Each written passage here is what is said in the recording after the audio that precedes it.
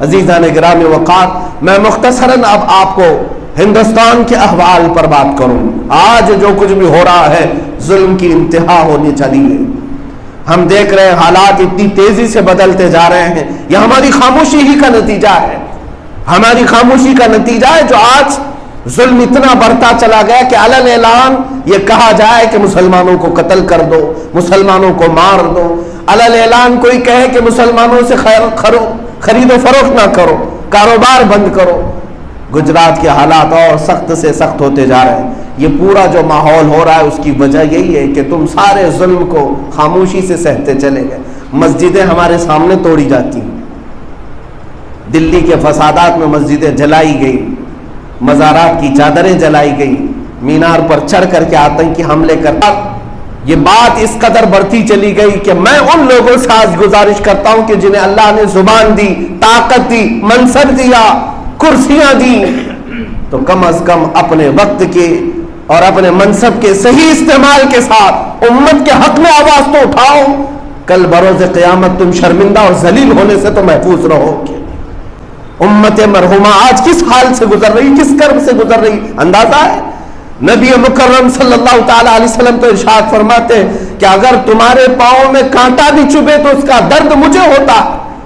یہاں امت کا درد کسی کو نہیں، امت کس کرب سے گزر رہی ہے۔ عزیزان گرامی وقار، یہاں پر اب حالات، یہ میڈیا ٹرائل جو چلایا جاتا ہے، کسی بھی ایک عالم کو پکڑ لو۔ گجرات کے ابھی 8 دن قبل ایک مرڈر ہوا، قتل ہوا، 2 نوجوان پکڑے گئے، لیکن 2-3 دن کے بعد دیدہ و دانستہ ہمارے محب گرامی تحریک فروغ اسلام کے بانی مولانا قمر غنی عثمانی کو دلی سے اٹھایا جاتا ہے، دلی سے پکڑ کر کے لایا جاتا ہے۔ ارے ابھی ATS نے پکڑ کر کے لایا ہی ہے، لیکن پورے دجالی میڈیا بھونکنا شروع کر دیا۔ یہ آتنکوادی پکڑا گیا، دہشت گرد پکڑا گیا، مولانا پکڑا گیا، اس کا سمبند پاکستان سے تھا، فلاں تحریک سے تھا، فلاں تنظیم سے تھا۔ سارا کچھ تو انصاف یہی لے کر بیٹھے ہوئے، پھر سپریم کورٹ کائے کے لیے، ہائی کورٹ کائے کے لیے، سارا نظام تو میڈیا والوں کے پاس دے دینا چاہیے۔ یہ جسے چاہے مجرم بنائے، جسے چاہے دہشت گرد بنائے، جسے چاہے آتنکواد بنائے۔ آپ میں سے کبھی کسی نے سوچا کہ یہ جتنا بھونکتے ہیں ان پر کوئی کیس کرتا ہے، ان کے خلاف کوئی بولتا ہے کہ یہ کیوں ایک کمیونٹی کو باضابطہ ڈیمیج کرتے ہیں، کیوں بار بار ہماری چھوی کو خراب کرتے ہیں؟ کیا الزام ثابت ہوا؟ کیا تہمت ثابت ہوئی؟ نہیں ہوئی۔ ابھی کورٹ میں کیس چلتے رہتے ہیں، لیکن اس سے پہلے ہی یہاں پر تو ظالم بنا دیا جاتا ہے، آتنکواد بنا دیا جاتا ہے۔ 10 سال کے بعد پتہ چلتا ہے کہ ان کا اس میں کچھ حصہ ہی نہیں تھا۔ یہ کوئی انصاف نہیں چلتا ہے میرے عزیزوں۔ میڈیا کو ہونا یہی چاہیے کہ غیر جانبدارانہ رپورٹنگ کرے کہ الزام میں گرفتار کیا گیا ہے، دیکھا جائے گا کہ شواہد اور گواہوں کے ساتھ کیا چیز ثابت ہوتی ہے، لیکن اس سے پہلے کیا کیا بنایا جاتا ہے۔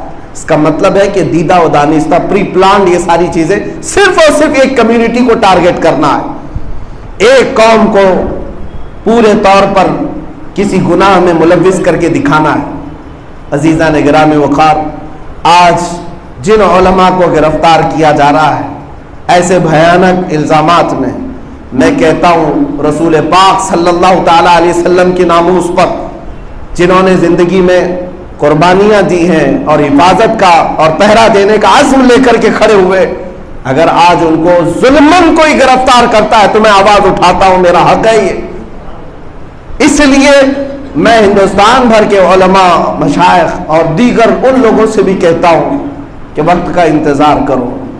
یہ تو انہی کے نعروں کے مطابق ایک تو جھانکی ہے اور پھر باقی ہے۔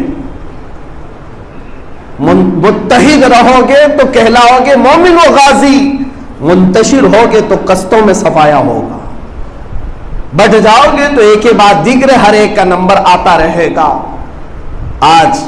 آج کی بات میں بتا رہا ہوں، ان علماء کو سلام جو حضور پاک صلی اللہ تعالی علیہ وسلم کے نام پر پکڑے گئے، لے جائے گئے، اور اندر ان کو جس طرح سے بھی رکھا جا رہا ہو، لیکن مجھے حیرت ان لوگوں پر ہے کہ علماء وہاں جیل کی سزائیں کاٹ رہے ہیں اور تم یہاں ہیپی برتھ ڈے منا رہے ہو، شرم تک نہیں ہے۔ سیاسی نیتا اپنے پیسوں کی ریل پیل پر لوگوں کو خوب بانٹ رہے ہیں، نہ انہیں نمبر رہ کر حضور کے دین کی پہرے داری کر رہا ہو اور جیل میں جائے تو بولنے تک کی انہیں توفیق نہیں ملتی، اس کا مطلب یہ ہے کہ اللہ تبارک و تعالیٰ نے انہیں اپنے دین کے لیے کوئی توفیق ہی نہیں عطا کی۔ اگر آپ بیدار نہیں رہے اور ظلم کو صحیح سمجھتے رہ گئے تو پھر آپ بھی اپنے گھر کے دروازے پر ظلم کے آنے کا انتظار کریں، آپ کے گھر میں بھی وہ ہو سکتا ہے۔ اس لیے کہ جو قوم اپنے قائدین اور اپنے علماء کو ظلماً قتل ہوتا دیکھ کر خاموش رہے، رب تبارک و تعالیٰ ان کے ساتھ بھی وہی سلوک فرمائے گا، ان پر اس سے بھی بڑے ظالم لائے جائیں گے۔ عزیزان گرامی وقار، آج صرف اور صرف اتنی گزارش ہے کہ اپنے عیش و عشرت کو کم کرو، اپنے مال و دولت پر غرور و تکبر کم کرو۔ پورے ہندوستان بھر میں تقریباً 300 سٹنگ MLA جن کو کسی کو توفیق نہیں ہوتی کہ دین پر حملے کیوں ہو رہے ہیں، علماء کی گرفتاریاں کیوں ہو رہی ہیں، اور ہمارے اوپر اس طرح کے آروپ کیوں لگائے جا رہے ہیں، کوئی بولنے کو تیار نہیں، اس لیے کہ ان کو ایسا لگتا ہے ہائی کمان ناراض ہو جائے گا، جس پارٹی میں ہم بیٹھے ہوئے وہ ناراض ہو جائیں گے۔ اس بات کا فرق نہیں پڑتا کہ اللہ اس کے رسول راضی ہیں کہ ناراض ہیں، ہائی کمان ناراض نہ ہو جائے۔ ہاں ایک بات یہ بھی میں بتا دوں، ہماری تقریریں اور ہمارے بیانات کو لے کر توڑ مروڑ کر یہ جو میڈیا پیش کرتی ہے اور پھر یہ بتا دیا جاتا ہے کہ آپ کے بیان سے امپریس ہو کر فلاں نے مرڈر کر دیا، یہ کون سی بات ہوئی؟ ہم نے کس کو مرڈر کرنے کا آرڈر دیا ہے؟ کسی کو قتل کرنے کا ہم نے حکم دیا کہ جاؤ مارو کسی کو؟ ہم اس بات کا حکم تو کبھی نہیں دیتے، ہم تو تمہاری ایمانی حرارت کو بیدار کرنا چاہتے ہیں، غیرت تو بیدار رکھو۔ ارے کیا اپنے وقت کی حکومت سے انصاف کا مطالبہ کرنا، انصاف کی چاہت کرنا، یہ مرڈر کرنے کا آرڈر ہو گیا؟ ایسی ہی بات ہے، ملتا کچھ نہیں ہے ثبوت۔ کہیں ہم یہاں ممبئی میں بیٹھے ہیں، کیرلا سے کسی کو گرفتار کیا جائے گا اور پھر کہا جائے گا اس نے جو مرڈر کیا ہے وہ آپ کا بیان سن کر کے کیا ہے، یہ کون سی بات ہوئی؟ تو پھر کبھی ممبئی میں چوری ہو جائے اور چور کو پکڑ کر کے پوچھا جائے، اگر وہ کہہ دے کہ نہیں میں پرائم منسٹر کا بیان بہت سنتا تھا اس لیے میں چوری کیا، تو کیا اس الزام میں پرائم منسٹر کو گرفتار کیا جائے گا؟ آپ کے بھاشنوں سے یہ متاثر ہو کر انسپائر ہو کر کے کیا ہے، یہ کون سا ثبوت ہے؟ آپ اپنے ذہنوں کو اسلام کے تئیں اور علماء اسلام کے تئیں اچھی رکھو اور خوب تحقیق کرو، اس کے بعد اپنے آپ میں کوئی فکر بناؤ، ورنہ ان کے بھونکنے پر سمجھ لیا ارے ایسا ہوا ہے، ہاں مولانا آتنکواد تھے، دہشت گرد تھے، ورنہ اس جرم میں آپ کو بھی اللہ کی بارگاہ میں جواب دینا ہوگا۔ رب تبارک و تعالی ہمیں عدل و مساوات قائم کرنے کی توفیق عطا فرمائے۔